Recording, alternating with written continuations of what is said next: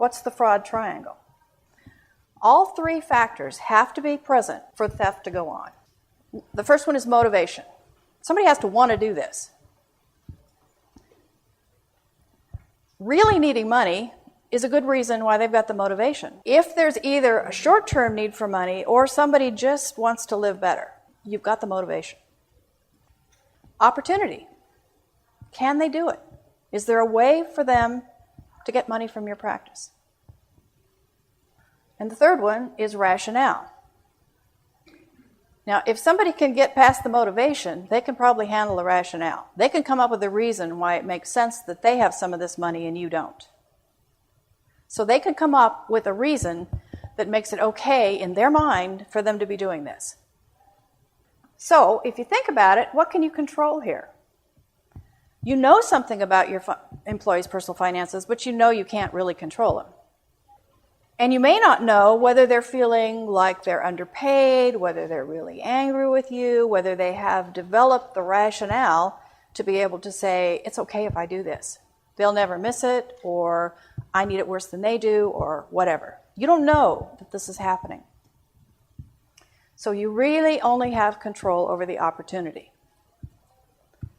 And all of your efforts to prevent this from happening in your practice are geared towards preventing somebody from being able to do it, keeping them from having the opportunity. If you can do that, then they're not going to have the triangle. They're not going to have all three factors in place. So how are you going to do that? We said before, theft starts small. They need to get caught the first time. Now, what you do at that point is up to you, whether you reprimand them, fire them, call the police, whatever. That's your choice. The point is, they need to get caught. And if they get caught, then they're not going to get increasingly bold, even if you continue to keep them in your employ. And again, it's your decision whether or not you do that. So what should you be looking for? Anything unusual is probably worth looking into. If your practice is bouncing checks, which means that somehow there isn't as much money there as somebody thought that there was. I mean, sometimes you have somebody who's writing the checks and then the owner also writes one because they think that there's enough money there. You need to look really closely, not at that one check, but at the pattern. Do you really understand what's happening in your cash account?